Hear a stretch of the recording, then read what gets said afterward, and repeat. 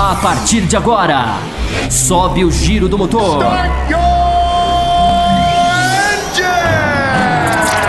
Está começando Café com Velocidade. Opinião e debate sobre o melhor do esporte a motor. Apresentação: Bárbara Franzin, Thiago Raposo, Thiago Rosa e Fábio Campos. Café com Velocidade, o seu podcast semanal de automobilismo. Café com Velocidade.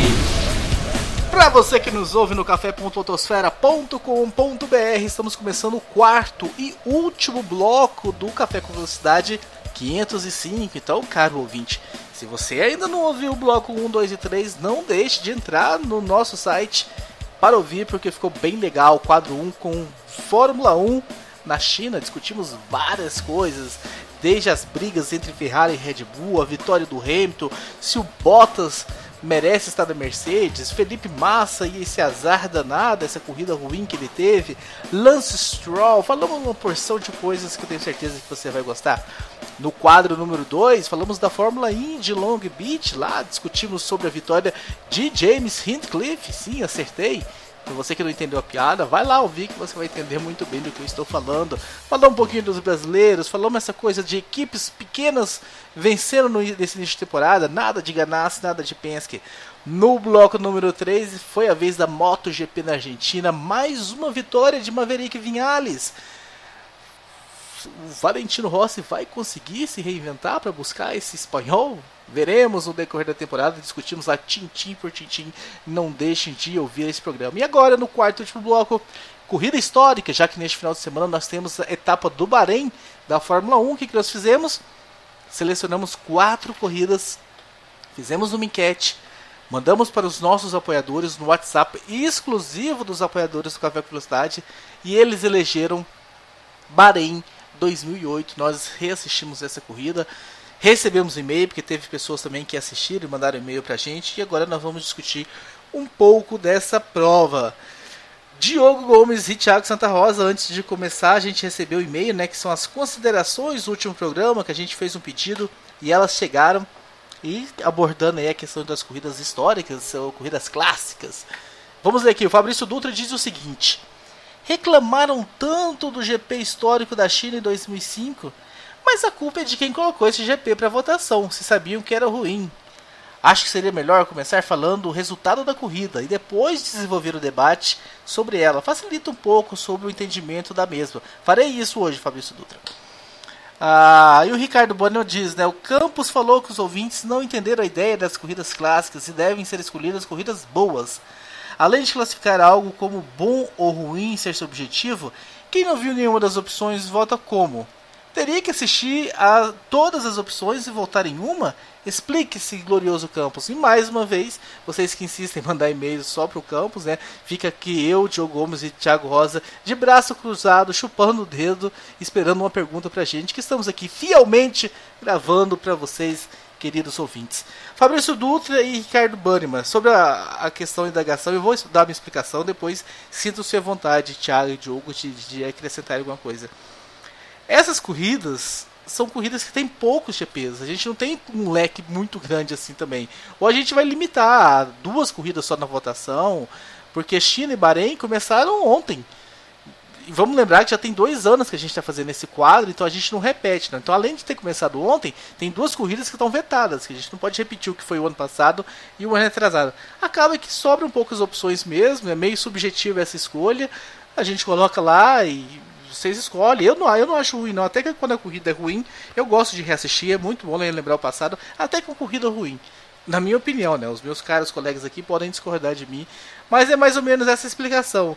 Quando a gente chegar, por exemplo, Itália, Inglaterra, Alemanha, Espanha, e aí a gente começar a colocar corrida ruim para ser escolhida, aí sim vocês podem jogar pedra na gente, porque aí deve, né? É uma obrigação nossa tentar selecionar o que tem de melhor e colocar para vocês votarem. Mas China e Bahrein eu faço essa meia culpa porque não tem tantas opções assim. Eu acho que são um leque, sei lá, de 10, 11, 12 corridas, 2 não podem ser escolhidas. A gente tenta evitar apesar de já ter acontecido, colocar corridas do ano passado, do ano retrasado, porque é tão recente, né? Eu acho que o legal desse quadro é ir um pouquinho no passado, reassistir relembrar um pouco, até para fazer uma comparação, um paralelo do passado com o presente. Assistir uma corrida do ano passado, do ano retrasado, é a mesma coisa, é Mercedes à frente, tarará, tarará. Então é mais ou menos essa a explicação. Vamos esperar chegar. Barcelona tá chegando, né? Espanha, teve muitos GPs na Espanha. E lá cobrem da gente opções boas de corridas.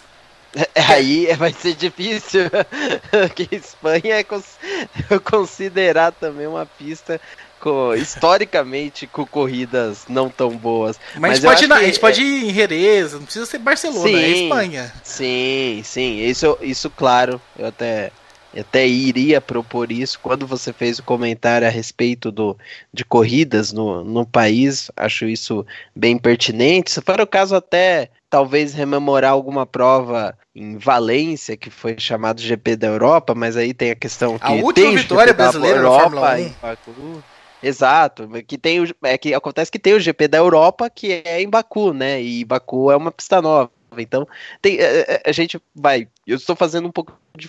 aqui discutindo um pouco o programa também, junto com o Thiago Raposo aqui no ar, mas, caros ouvintes, eu acho que só tem que ficar claro, a gente dá as opções, fazemos essa pré-seleção, acho pertinente o que o Raposo falou, mas vocês que votam, os apoiadores, no caso, que estão no grupo especial, são eles que votam e escolhem essas corridas. Então, assim, galera, se nas opções também não estão de todo acordo, e vocês sentirem, opa, mas tem uma opção aí, fala com a gente aí durante a semana para poder corrigir isso, mas a escolha final, a palavra final é de vocês. A gente só dá o caminho das pedras aqui.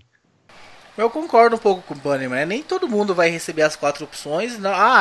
As 4 são simples. Essa aqui em 2008 aconteceu tal coisa. A de 2003 aconteceu tal coisa. Nem todo mundo vai lembrar exatamente. E eu acho que vai meio pelo feeling, meio pelo que uma pessoa comenta lá. Eu tenho a leve impressão de que o primeiro cara que comenta em que corrida votou, ele acaba influenciando muita gente. Que eu vejo umas certas campanhas, certos engajamentos que eu fico curioso, assim, por que será que estão todo mundo votando nessa corrida? Às vezes eu me pergunto, não porque a corrida é ruim ou porque a corrida é boa, mas eu fico assim meio, será que realmente todos lembram? Será que tá sendo chute? Tá todo mundo indo numa por acaso? Uma questão, né? A gente vai fazer um estudo aí sobre a reeleição das corridas clássicas. Mas como o Fabrício Dutra pediu, e eu acho muito mais proveitoso a gente começar assim, né? Antes da gente discutir a corrida, vamos dar o spoiler logo, o que aconteceu, quem terminou aonde, o desenvolvimento, e a gente começa a comentar um pouco em cima, né? Felipe Massa, então, venceu, nós já havíamos comentado isso já no grupo de apoio, né? Bahrein foi a terceira corrida daquela temporada, ele não tinha pontuado em nenhuma das duas primeiras, nem na Austrália e nem na China, a segunda corrida daquele ano, Malásia.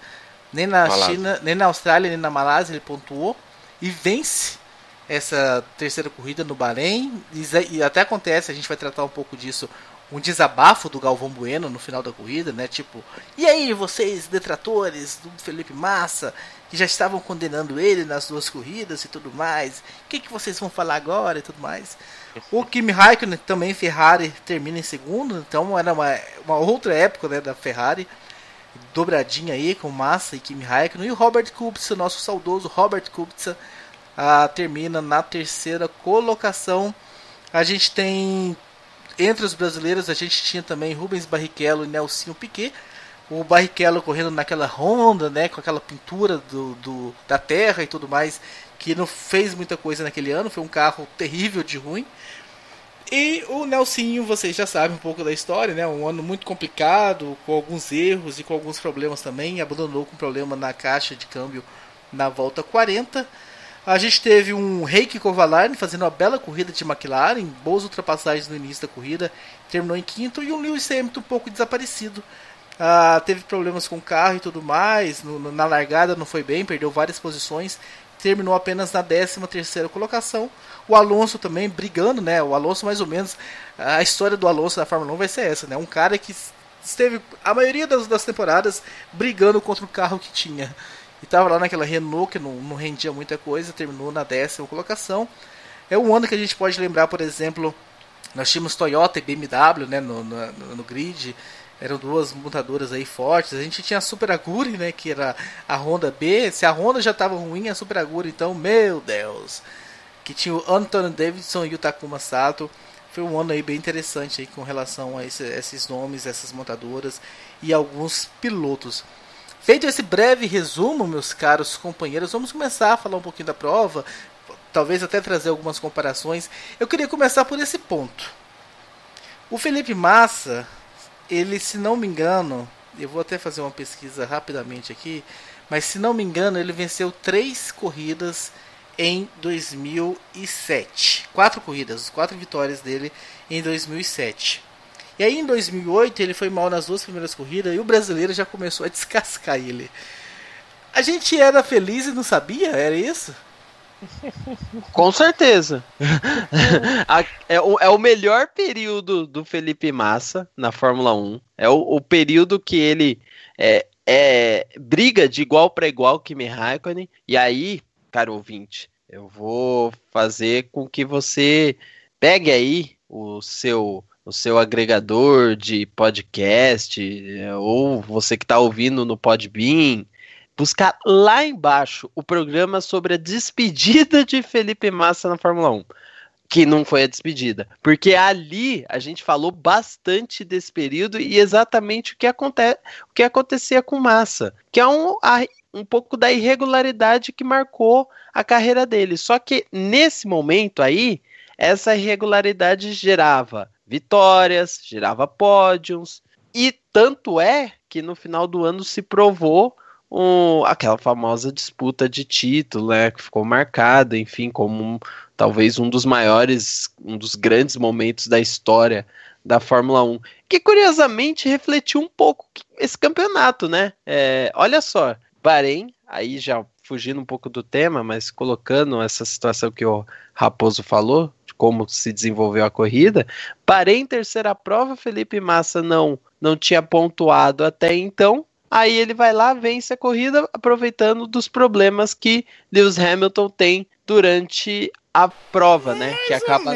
Mais ou menos. Não dependeu dos problemas do Hamilton, não. Ele teve na conta desde o início. Peraí, deixa eu... Se ficou parecendo isso, então me desculpe. Se eu não tivesse assistido a corrida, eu ia imaginar que o Hamilton liderou a corrida inteira, quebrou na última volta e por isso o Massa ganhou, pelo seu comentário. Não, mas não foi isso que eu quis dizer. Se foi isso, desculpe.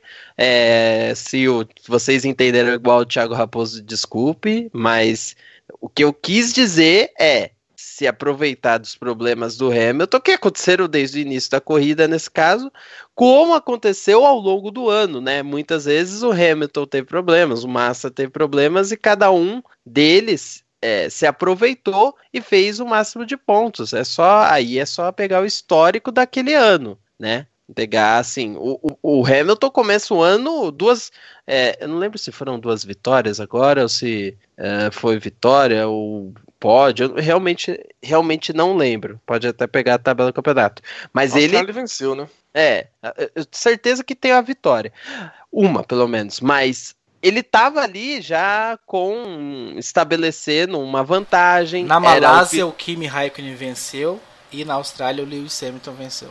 Isso, mas o Hamilton acho que conseguiu um bom resultado na Malásia, certeza disso, que tinha uma vantagem já no campeonato, e aí que tá, né, ele conseguiu essa vantagem, ele vinha, agora ele era o cara da equipe, né, vamos dizer assim, com o Alonso indo para a Renault, poderia se estabelecer ali nas primeiras posições de uma maneira tranquila e deu tudo errado para ele. Deu tudo errado naquela prova, né? Não se classificou tão bem quanto poderia, né?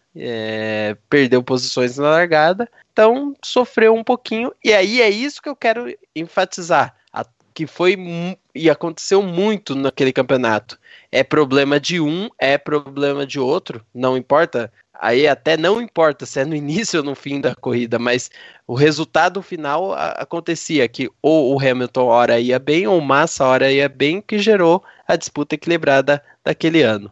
O Massa ele chegou nessa posição pressionado aí pela torcida brasileira, até pela torcida brasileira para essa corrida, porque na Austrália ele teve problemas, eu confesso que eu não lembro quais exatamente, mas na corrida ele tem que vir se recuperando, né, até que ele tem um acidente com o David Coulthard, acidente bem forte inclusive, enfim, independente de jogar quem teve culpa, e na Malásia ele conseguiu a pole, vinha liderando a corrida, com facilidade, inclusive, quando erra absolutamente sozinho. Na Austrália, ele teve problema de motor na volta 29. Não, mas ele bate com o Coulthard, não? 2008? Tem um acidente dele super forte. Na Malásia, ele roda na volta 30. Ele roda sozinho, mas aí que tá, ele tava na liderança e ele roda sozinho. E aí o Raikkonen pega a posição e vai pra frente. Na Malásia, na Austrália foi motor. Ok, eu vou conferir. Não, ele pode ter batido, mas o motivo oficial do abandono dele é motor. Mas não impede que ele possa ter batido e ter continuado por algumas voltas e depois quebrado o motor. Mas enfim, ele realmente fez duas corridas, as duas primeiras corridas absolutamente horrendas. É por isso que ele estava sendo impressionado, né? Porque, enfim, se acostumaram mal em 2017 ou 2007, é uma coisa tipo... Não, ele fez duas corridas horrendas, as duas primeiras corridas de 2007, e a pole position, que foi do Robert Kubica, inclusive... Desde 2006, inclusive nós falamos, né, até um tempo atrás, desde 2006 que Ferrari ou McLaren não conseguiam uma pole, né? Isso nós estávamos falando de 2008 já, 2 anos depois, foi a primeira pole do Kubica, né? Não foi a única, né? Depois ele ganha algumas outras, mas foi a primeira dele. E o Massa, ele dominou os treinos livres e vinha dominando o qualifying, inclusive eu assisti pela transmissão inglesa e eles falam assim, muito veementemente, olha, era pro Massa estar na pole, porque ele tem o carro e tem o ritmo para estar lá, ele já mostrou que ele tem. Inclusive, se não me engano, no Q2 ele consegue uma volta tão rápida quanto a do Q3. No Q3. No Q3. A gente tem que lembrar que ele cometeu algum errinho ali no final. Não, foi combustível. Não, mas presta atenção na corrida. O Kubica para, tipo, uma volta antes dele. Não é muita coisa, não. Eu entendi o que você quis falar. Foram 4 Realmente voltas. Acontecia isso. 4 voltas. Ele para 2 voltas depois para o Kimi para antes do Massa e o Massa para depois. Mas explica, só para o ouvinte não ficar perdido, explica o porquê que tem essa questão. Foi aquele ano, né, que você tinha que definir com quantos litros você ia largar e tal. Isso só era divulgado momentos antes. Nem sei se era divulgado agora, porque o Galvão estava em dúvida e tal. Mas você tinha que sair com a quantidade meio que predeterminada. É mais ou menos isso, né? Não sei se eu expliquei muito bem. Com que você qualificava, né? Então alguns classificavam um pouco mais leve para conseguir uma posição melhor. A ultrapassagem era muito difícil em 2008. E aí, na corrida, ele ia ter que ter uma estratégia diferente, né? Então o Massa ele estava correndo mais pesado, sim. Até se pensou, pelo menos na transmissão inglesa, que o Massa, por estar sendo tão mais rápido que o Raikkonen, talvez ele tivesse um pouco mais leve, mas nem foi o caso. Eles pararam juntos praticamente. Mas enfim, mesmo com o Kubica 4 voltas de combustível mais leve, a diferença entre eles foi um negócio mínimo, sabe? Então assim, realmente o Massa tinha a condição de estar na pole position. A volta dele cometeu vários errinhos, a transmissão com o Martin Brundle comentando, bem interessante inclusive. Enfim, ele vinha de erros seguidos, né? Por isso chegou essa prova tão pressionado e por isso que tem, segundo o Raposo falou, eu que não vi, todo esse desabafo do Galvão Bueno de meio que dando uma lição no torcedor, do tipo, confie. Aquela coisa galvanística, né? Isso aí eu acho que eu não quero nem comentar muito, porque depois o pessoal até reclama que o Corridas Clássicas vira um pouco de análise de transmissão nacional apenas. Eu acho que isso é importante para contextualizar, sim, a fase do Felipe Massa. Mas aí eu volto ao que eu falei, né, no começo, né? Como éramos mal acostumados, porque a última vitória do Felipe Massa em 2007, se não me engano, foi na Turquia, que foi a 12ª corrida daquela. No Brasil, não? Não, no Brasil ele abre pro Kimi ser campeão em 2007. Ah, é verdade. Então foi na Turquia em 2007, ele vence a última corrida e tipo, tem o que? 5, 6, 7 GPs depois para chegar que termina a temporada de 2007 e começa a temporada de 2008 e ele já vence logo na terceira corrida. Então, e aí o brasileiro já estava revoltado, queimando massa em praça pública. E agora que a gente está quase completando 10 anos sem vitória na Fórmula 1, é engraçado esse ponto, a gente fazer essa análise. Queria comentar também, né, já que a gente abordou a questão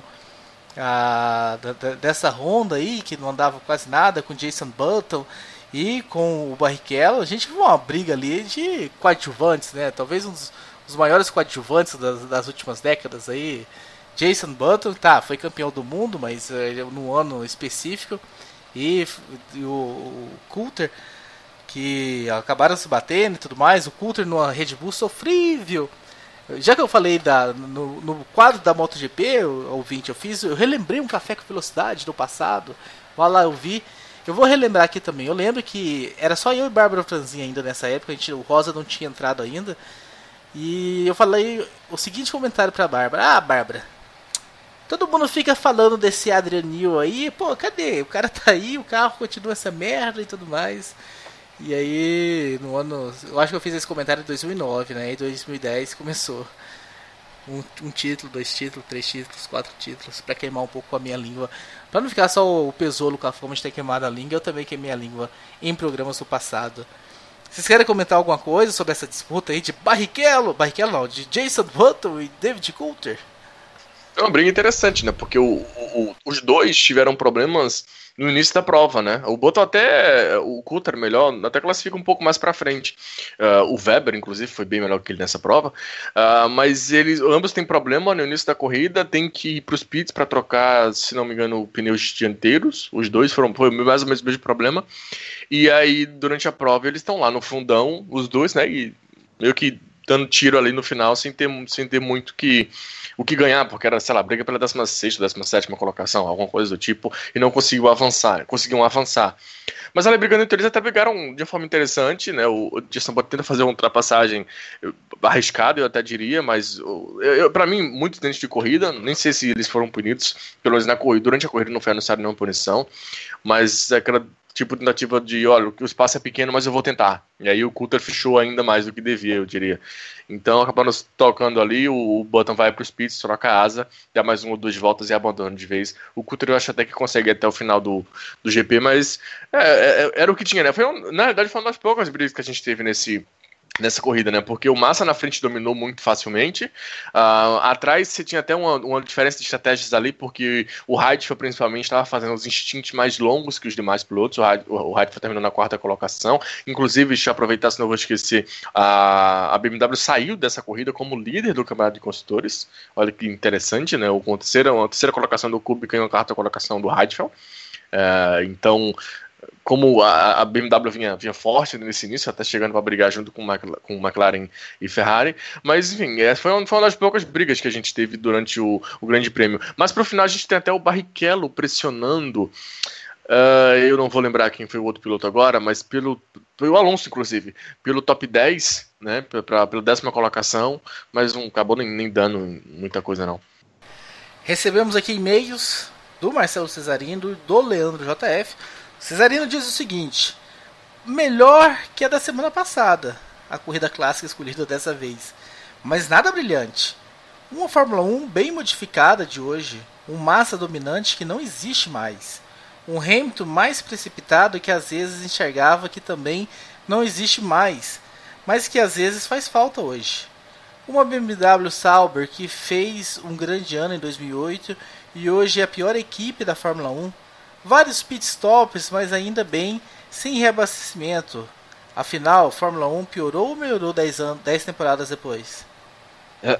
Eu não sei vocês, mas eu acho curioso a percepção do comentário do Cesarino a respeito do Massa. É meio que óbvio, né? Os resultados dizem tudo, mas principalmente a respeito do Hamilton, né? Porque na primeira que acontece alguma coisa com o Hamilton, e isso foi o ano passado, até nas disputas com o Rosberg, alguns jornalistas, algumas pessoas, torcedores, já apontavam o dedo falando, o Hamilton voltando, lembra que o passado confuso, e foi pra balada, e não sei o que, e tal lá. É impressionante, né? Ele vai carregar isso a carreira toda. Pode ser o piloto mais fantástico que a Fórmula 1 tem. E essa afirmação Thiago Santa Rosa faz agora, como já tinha falado, aliás, no bloco da Fórmula 1 em si, falando da prova da China. Mas é curioso esse tipo de percepção que as pessoas têm a respeito do Hamilton, e vai ter sempre. E agora um segundo ponto que eu queria comentar, Cesarinos, a respeito do que você escreveu, a Fórmula 1 não era tão diferente assim da Fórmula 1 de hoje, não. Hoje nós estamos preocupados com questão de aerodinâmica, né? Os carros que são muito rápidos em curva, que não conseguem ultrapassar, não conseguem ter grandes ultrapassagens. A Fórmula 1 de 2008 é exatamente essa Fórmula 1. É ali que, né, já estavam preparados os projetos dos carros novos para 2009, carros, vamos dizer, mais estreitos, exatamente buscando disputas, né, buscando mais ultrapassagens, e ainda penou até a coisa funcionar minimamente com a questão do DRS, que aí entra exatamente numa outra polêmica, se vale a pena, enfim, que acho que não é a questão aí, mas é uma Fórmula 1 que eu vejo muito parecida na questão aerodinâmica dos carros em relação a essa que se apresenta para esse ano. Ademais, acho que os comentários do Cesarino só vêm para engrandecer e enobrecer o debate. E a do JF é pra você, Diogo Gomes, o comentário dele. Não tem pergunta, mas tem um comentário que você vai com certeza repercutir depois. Diz o seguinte, abre aspas. Sempre digo que não tenho torcida, mas meu corpo sempre se arrepia com o tema da vitória. Foi um GP bem interessante. Hamilton destruiu a própria corrida com uma péssima largada e com um acidente bobo, coisa que ele fez muito nos primeiros anos. Massa foi supremo e não teve desafios. Mas o que dá saudade é ver a BMW. Carro lindo, a equipe bem caminhada. Vimos uma das últimas corridas da Super Aguri que caiu fora em seguida. E a Honda também saiu de vez no fim do ano, dando espaço para a Brown comprar o espólio e lucrar muito. E também vimos o início da saga da Force India, que é uma equipe que agrada muito, pois são corredores de verdade e não empresários querendo fazer nome. Diogo Gomes. Vamos lá, são muitos pontos, né? Lembrando que, começa de trás pra frente, na Force India aquele ano tinha o Sutil e o Fisichella, né? O Sutil fez uma corrida bem limitada nessa prova, inclusive, mas como ele falou, era muito início ali, né? Era muito início de tudo. Eu me peguei com relação à Honda porque na transmissão inglesa eles falam que o Ross Brawn tinha assumido essa equipe ou algo do tipo, e ele fala, olha, eu me coloquei um projeto de 3 anos para colocar essa equipe da Honda como equipe top.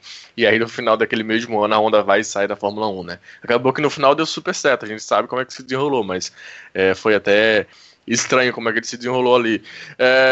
Sobre a BMW, até pegando rapidamente o que falou acima o Marcelo Cesarino, essa não era a Sauber, né, gente? Essa era a BMW e pronto. O nome Sauber estava lá só por questão contratual. A Sauber com a BMW não tem absolutamente nada a ver, eu diria. Não dá pra pegar o resultado da BMW. Quem mandava ali era o Mario Tyson já. Não, mas a BMW ela praticamente comprou a equipe. Não tem nada da Sauber, gente. Não, era a equipe. É que a estrutura já não era. Não tinha ninguém ali, Sauber, não tinha nada. Exatamente.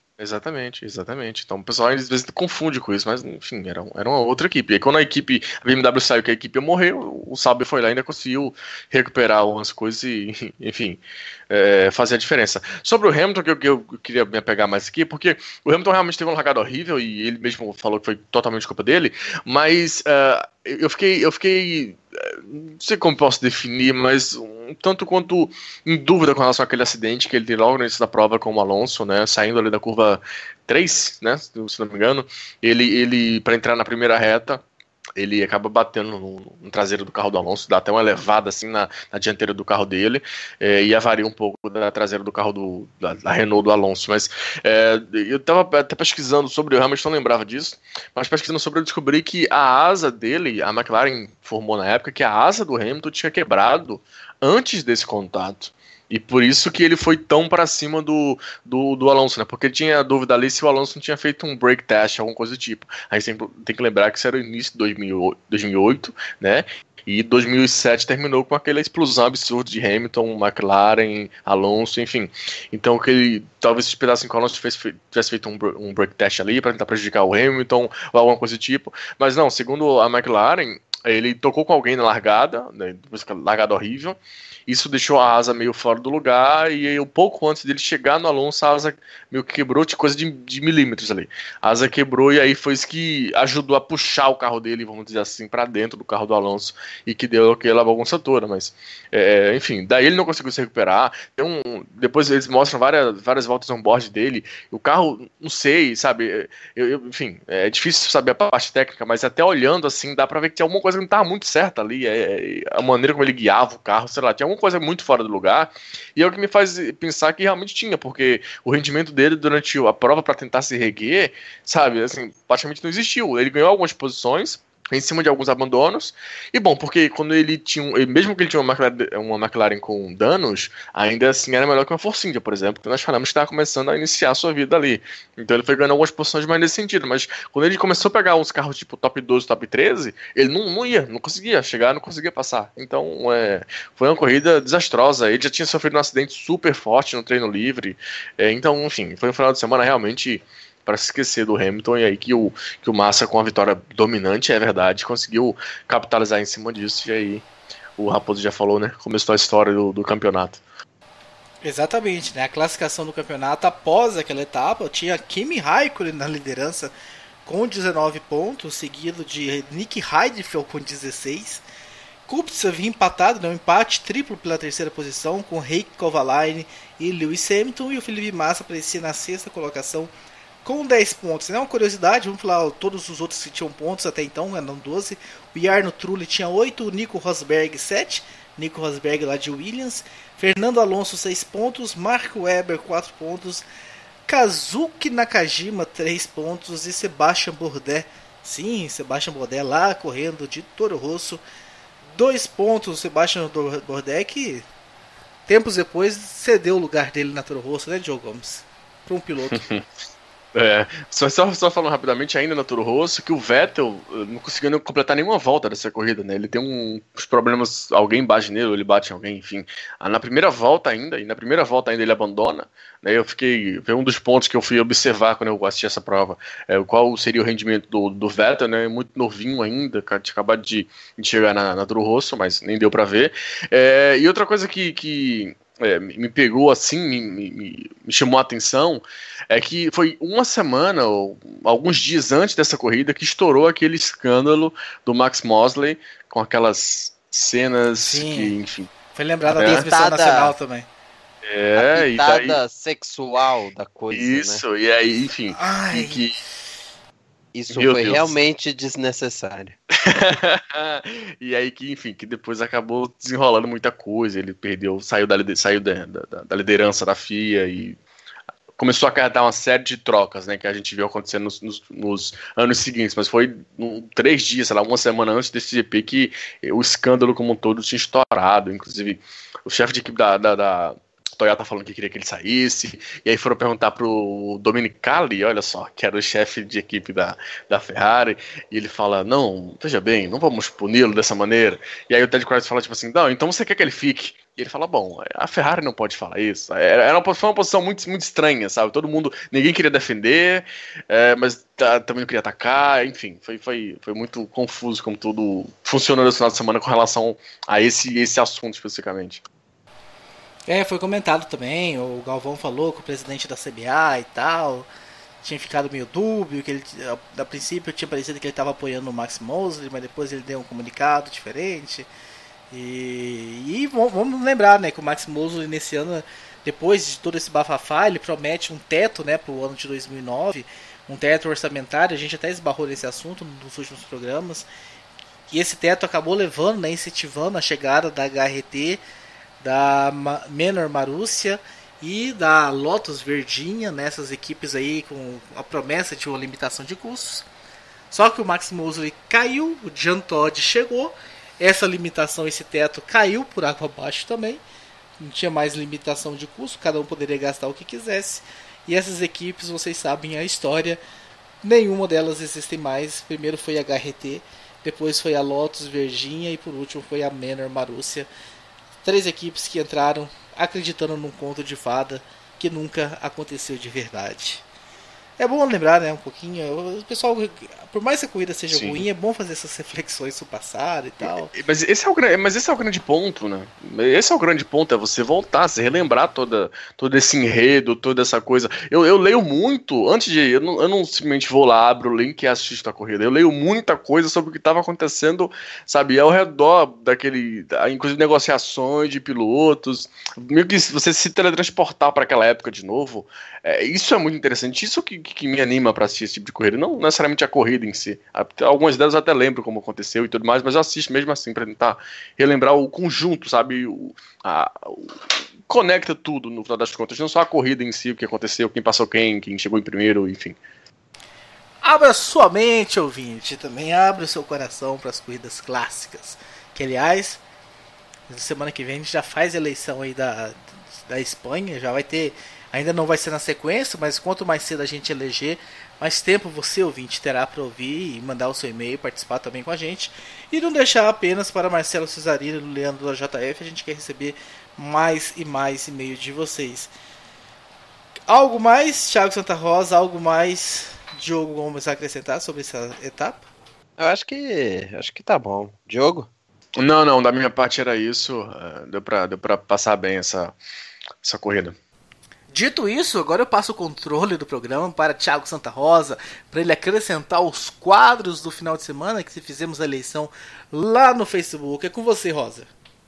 E o calendário do final de semana, vamos passar por ele, né? Um final de semana um pouquinho mais magro, porque tem muitas das categorias aí que acabam respeitando a questão da Páscoa e tal, então não está tão cheio quanto foi o da última semana. Por exemplo, nós teremos aí no sábado o Europeu de Le Mans, né, o ELMS. Também teremos o EWC, a Fórmula V8 3.5, a Fórmula 2, né, antiga GP2, estreando aí. A gente deve falar Fórmula 2, antiga GP2, por um mês só, para tentar encaixar todo mundo. Mas a tendência é que vocês aprendam que a Fórmula 2 é a antiga GP2 e a gente não precise mais fazer esse complemento sempre. E também a abertura... Olha, depois da V8 Supercars, que até hoje é V8... Eu não confio mais.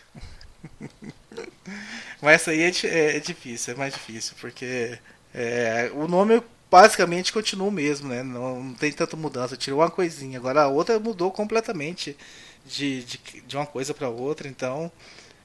mas vamos ver como vai se portar. O EWC que eu falei aí, né? Talvez quem não sabe o que vem a ser, né? O Endurance de moto, que acontece, o campeonato de endurance de motos, são corridas de longa duração de motos. Então tem a corrida que acontece no Japão, sempre aparece pilotos da MotoGP lá, que é uma etapa meio especial, porque as montadoras japonesas e tudo acabam envolvendo seus pilotos, mas é o endurance de moto que começa neste final de semana. No domingo nós teremos aí a abertura do inglês de Fórmula 3, que Thiago Santa Rosa e Diogo Gomes desqualificaram no bloco da Indy. Ficou curioso? Vá lá no bloco número 3 da Indy para vocês ouvirem um pouquinho sobre o inglês de Fórmula 3.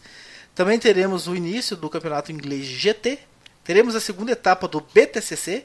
Teremos Fórmula 1, como vocês sabem, nós comentamos. Teremos FIA WSC, 6 horas de Silverstone, começando aí um dos campeonatos mais legais, mais interessantes que a gente tem. Fiquem ligados.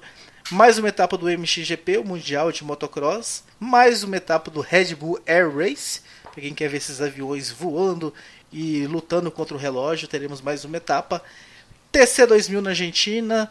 TCR Series, que vai a segunda etapa, né, jogo do TCR nesse ano. Turismo Carreteira e Turismo Carreteira Pista. É este o calendário do final de semana. E com isso chegamos ao fim. do último bloco. Não deixem de ouvir todos os blocos. Fica aí o nosso pedido. Estamos de olho no número de downloads. Vamos ficar de olho se vocês estão ouvindo só um bloco e estão esquecendo o outro bloco. Não deixe de entrar lá. Então até a próxima edição. Semana que vem tem cafeteria. Esse é o aviso que eu queria dar, né? A cafeteria voltando aí com tudo, né? O primeiro mês de várias e várias categorias. Então fiquem ligados na semana que vem, no meio da semana, cafeteria. E no programa da segunda-feira estaremos aqui falando sobre a Fórmula 1 no Bahrein.